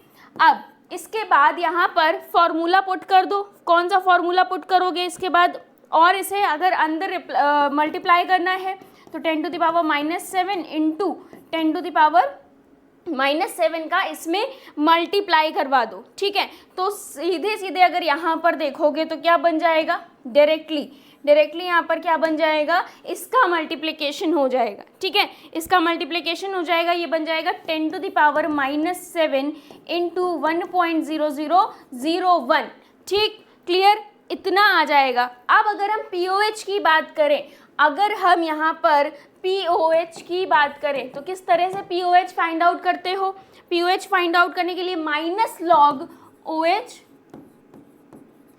ठीक, ये करते हो। अभी अभी आपको इसकी वैल्यू पता चली है, इसकी वैल्यू पता चली तो जस्ट क्या करो, -log क्या हो जाएगा 1.0001, ये पुट कर दिया, क्लियर। अब यहाँ पर क्या करोगे, इसकी वैल्यू जो आई है यानी कि फाइनल वैल्यू ये रखोगे, ये वैल्यू, तो यही वैल्यू यहाँ पर आगे मल्टीप्लाई करके भी रख सकते हो, ठीक, इनटू 10 to the power -7, कुछ इस तरह से है, ठीक। अब यहाँ पर जब आपने ये वैल्यू रखी तो इसको लॉग के फॉर्मूले में है ये, इसको कन्वर्ट करोगे तो ये क्या बन जाएगा, यहाँ पर ये बन जाएगा 7 माइनस, ठीक, 7 माइनस, उसके बाद इसकी अगर वैल्यू देखोगे तो ये आ जाएगा आपका log 1.001, तो इसकी वैल्यू कुछ समथिंग आ रही होगी, क्या आ रही होगी, 0.004 आ रही होगी, ठीक। अब माइनस करोगे तो आपको POH कितना मिल जाएगा, 6.99 समथिंग मिलेगा, ठीक है, 6.996 समथिंग, क्लियर, ये आ गया POH। अब आपको फाइनल वन फॉर्मूला पता है क्या होता है, POH plus PH is equals to, आप फॉर्मूला रख दोगे 14, तो यहाँ पर POH plus PH is equals to 14, यानी कि PH फाइंड आउट करनी है तो 14 माइनस 6.99, इसको अप्रोक्सीमेटली 7 समझ लें, जब आप इसे 7 समझोगे तो आपको आंसर में 7 मिल जाएगा, तो अप्रोक्सीमेटली आंसर क्या आ गया यहाँ पर, ऑप्शन नंबर 1, ठीक है, बाकी के ऑप्शन यहाँ पर गलत हो जाते हैं। तो सिंपली किया क्या गया है यहाँ पर देखते हैं, देखो NaOH की pH हमें पता है OH की, यहाँ पर OH की pH देख ली, टोटल pH हमने निकाली जब, तो उसको ही सॉल्व किया, जो टोटल pH बन रही है यहाँ पर कॉमन लिया 10 to the power -7, तो यहाँ आया 1, और यहाँ पर जो वैल्यू आई है उसकी वैल्यू रख दी हमने, ठीक है। उसके बाद ये अंदर मल्टीप्लाई हुआ होगा तो ये कुछ बना होगा, ठीक, ये बना, इसके बाद जो फॉर्मूला लगता है आपका ये, ठीक है, इस फॉर्मूले में OH की वैल्यू रख दी। अब इस OH की वैल्यू को रखोगे, मल्टीप्लाई कराओगे तो ये 7 आगे आ गया, ठीक है, ये 7 आगे आ गया, और बचा हुआ इसकी जो वैल्यू है वो 0.004 आ गई, यानी कि जब आपने इसमें से ये माइनस किया तो POH की वैल्यू समथिंग 7 आपको मिल गई, ठीक। फिर उसके बाद ये फॉर्मूला फाइनल वन आपने पढ़ रखा है, POH इज इक्वल्स टू यहाँ पर 14 माइनस PH, या PH is equals to 14 minus POH, ठीक। तो यहाँ पर हमें इन दोनों की वैल्यूज़ पता थी, हमने पुट कर दी ये वैल्यूज़ को, तो आंसर हमें मिल गया, क्लियर। आई होप ये समझ में आ गया होगा आपको, क्लियर है। नेक्स्ट क्वेश्चन 96 नंबर का क्वेश्चन कह रहा है, the solubility of AgCl at 20 degree Celsius is 1.435 into 10 to the power -3 gram per litre, the solubility product is, यानी कि KSP यहाँ पर पूछा जा रहा है, ठीक, जिसके लिए सॉल्युबिलिटी क्या दे रखी है AgCl की 1.435 इंटू 10 to the power -3 आपको दे रखा है, ठीक। तो सबसे पहले जो Ag है, Ag का अगर हम यहाँ पर मास का पता करें, ठीक है, कितना होता है 107 समथिंग, ठीक। और क्लोरीन की बात करो, क्लोरीन का आपको सभी को पता है 13.5 होता है। टोटल मोलर मास यहाँ पर देखोगे तो कितना आ जाएगा आपके पास, 143 आ जाएगा, 0.5 समथिंग, ठीक। टोटल की बात हो रही है, टोटल की, तो मोल्स अगर हम यहाँ पर पता करें तो हमें मोल्स क्या मिल जाएंगे AgCl के, मोल्स ऑफ AgCl क्या मिल जाएगा, W आपको अगर दे रखा है, देखो इतने ग्राम पर लीटर दे रखा है, तो 1.435 डिवाइड में 143.5, ठीक, ये कितना है 10 to the power -3 है। तो जब आप यहाँ सॉल्व करोगे तो मोल्स ऑफ AgCl आपको क्या मिलेंगे, 1 इंटू 10 to the power -5 मिलेगा, ठीक, मोल्स ऑफ AgCl है। अब AgCl का आयनाइजेशन देखोगे तो यहाँ पर 1 इंटू 10 to the power -5 इसके लिए, और Cl के लिए 1 into 10 to the power -5, ultimately क्या बन जाएगा 1 इंटू 10 to the power -10, यही आपका आंसर हो जाएगा। ठीक है, ये KSP होती है ना, KSP is equals to Ag plus Cl minus, तो दोनों की वैल्यूज रख दो, फटाफट आपको ये आंसर मिल जाएगा। क्या आ जाएगा? 1 into 10 to the power minus 10। तो ऑप्शन नंबर 1 यहाँ पर राइट ऑप्शन है, बाकी के ऑप्शन गलत हो जाएंगे। ठीक है, इतना क्लियर है। चलो 97 नंबर का क्वेश्चन देखते हैं। 97 नंबर का क्वेश्चन देखो क्या कह रहा है। The solubility product of silver chloride is 1.8 into 10 to the power minus 10 at 298 Kelvin. The solubility of AgCl in 0.01 molar HCl solution in mole DMQ. ठीक, तो आपको यहाँ पर बताना है। तो अब यहाँ पर क्या करोगे, अगर आप इसे ध्यान से देखो तो Ag प्लस, ठीक, Ag प्लस के लिए अगर आप देखोगे तो यहाँ पर हम इसे x मान लें, ठीक, x मोल पर लीटर। ठीक, Cl माइनस की अगर बात करें तो वो किसके बराबर है यहाँ पर? HCl। क्लियर, क्वेश्चन कह रहा है AgCl इन HCl सॉल्यूशन इतना है, HCl सॉल्यूशन में इतनी है, तो आपको ये बताना है। तो यहाँ पर क्या करोगे, HCl के लिए कितनी दे रखी है? 0.01, ठीक, 0.01 दे रखा है। क्लियर, अब उसके बाद क्या करोगे, ये क्या बन गया, अगर हम इसको मोलैरिटी के फॉर्म में 10 टू द पावर की फॉर्म में लिखेंगे तो 10 टू द पावर माइनस 2 हो जाएगा ये। ठीक, तो Cl माइनस का पता हो गया यहाँ पर। अब क्या करोगे, सिंपल सा KSP वाला फॉर्मूला लगा दो, Ag प्लस और Cl माइनस। KSP दे रखी है, क्या है? 1.8 into 10 to the power minus 10 is equals to, अभी अभी आपने Cl के लिए निकाला है, क्या निकाला है? देखो ये x माना था, ठीक, यहाँ पर 10 टू द पावर माइनस 2 किया है, तो x की वैल्यू अगर आपको निकालनी है तो यहाँ पर divide by 10 to the power minus 2 हो जाएगा। अब इसे और सॉल्व करोगे तो ये क्या बन जाएगा, 10 टू द पावर, ये ऊपर गया प्लस, तो यानी कि 1.8 into 10 to the power minus का 8 बन जाएगा। ये प्लस का 2 है, माइनस करेगा -8, यही हमारा क्या हो जाएगा, आंसर हो जाएगा। क्लियर है, तो option number fourth is the right one. ठीक है, 1.8 इंटू 10 टू द पावर -8, देखो यही आ रहा है। क्लियर, चलो नेक्स्ट 98 नंबर का क्वेश्चन देखते हैं। असर्शन और रीजन टाइप का क्वेश्चन है। असर्शन कह रहा है addition of silver ions to a mixture of aqueous sodium chloride and sodium bromide solution will first precipitate AgBr rather than AgCl। ये कह रहा है यहाँ पर असर्शन कि अगर हम addition of silver ions to a mixture of aqueous sodium chloride, यानी कि सोडियम क्लोराइड के एक एक्वस सॉल्यूशन में हम सिल्वर को अगर ऐड करते हैं तो वहाँ पर सोडियम ब्रोमाइड सॉल्यूशन का प्रेसिपिटेट पहले बनेगा रेदर देन AgCl। ठीक, उसका रीजन क्या कह रहा है कि जो KSP ऑफ AgBr होती है वो ग्रेटर देन होती है KSP ऑफ AgCl। तो आपको बताना है, देखो यहाँ पर क्या होगा, रीजन आंसर जो होगा हमारा, यानी कि A तो करेक्ट है, ठीक, लेकिन जो रीजन इसके लिए दे रखा है वो नॉट करेक्ट है, बिकॉज यहाँ पर क्या होगा, प्रेसिपिटेट बन जाएगा। ठीक, इस वजह से रीजन जो होगा वो नॉट करेक्ट होगा और असर्शन जो है वो करेक्ट होगा। ठीक है, यहाँ पर क्या हो जाएगा, क्योंकि जब प्रेसिपिटेट बनता है तो जो हमारा यहाँ पर IP होता है और सॉल्युबिलिटी प्रोडक्ट होता है वो क्या होता है, आयनिक प्रोडक्ट से कम होता है। ठीक, तभी तो प्रेसिपिटेट बनेगा, तो यही कंडीशन यहाँ पर लग जाएगी। क्लियर है, तो यहाँ पर आंसर क्या हो गया, 98 का सेकेंड ऑप्शन इज राइट। ठीक है, सेकेंड ऑप्शन 98 का सही होगा।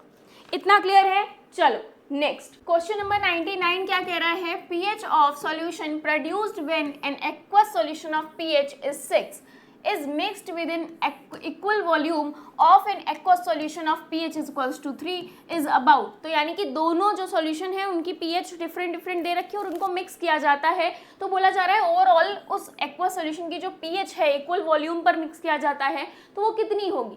तो सबसे पहले अगर हम मान ले कोई सॉल्यूशन है, अज्यूम कर लेते हैं, ठीक, जिसकी pH आपको कितनी दे रखी है 6, इट मीन्स हम इसे 10 टू द पावर -6 मान लें। सेम दूसरे सॉल्यूशन की ही अगर हम बात करें, ठीक, तो इसकी दे रखी है 3, इसे हम मान लेते हैं 10 टू द पावर -3।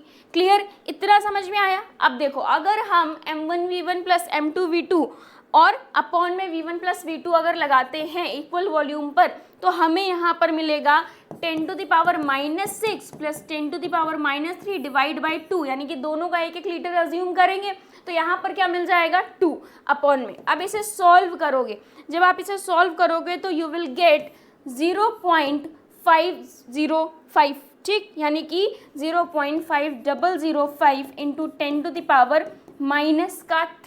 क्लियर, ये आपको मिला। इसे और सही से लिखना चाहते हो तो 5.005 इंटू 10⁻⁻⁴ ये आपको मिल जाएगा, ठीक। अब देखो इसके आगे क्या करना है आपको, इसके आगे लिखना है pH equals to minus log H+, ठीक, ये यही तो आई है वैल्यू। अब इस वैल्यू को यहाँ पर क्या करोगे, पुट कर दोगे, तो माइनस लॉग 5.0.5 यहाँ पर यह आ गया 5.005 इंटू 10⁻⁻⁴। अब देखो ये 10⁻⁻ जो है वो आगे आ गया तो बच गया क्या 4, माइनस इसे और सॉल्व करोगे तो कितना आ जाएगा ये 0.6994, ठीक। तो जब आप इसे माइनस करोगे तो आपके पास कुछ अप्रोक्सीमेटली वैल्यू जो आएगी 3.3 समथिंग आएगी, ठीक, क्लियर। तो यहाँ पर आंसर क्या आ गया, उस पीएच का जो इक्वल वॉल्यूम पर मिक्स किए जा रहे हैं तो पीएच क्या हो जाएगी उस सॉल्यूशन की 3.3, यानी कि ऑप्शन नंबर 1 यहाँ पर राइट ऑप्शन हो जाएगा, बाकी के ऑप्शन यहाँ गलत हो जाएंगे। क्लियर, इतना समझ में आया सभी को। चलो अब बढ़ते हैं हम लोग लास्ट क्वेश्चन की तरफ। देखिए क्वेश्चन नंबर 100 क्या कह रहा है, relation between dissociation constant of water K and ionic product of water KW।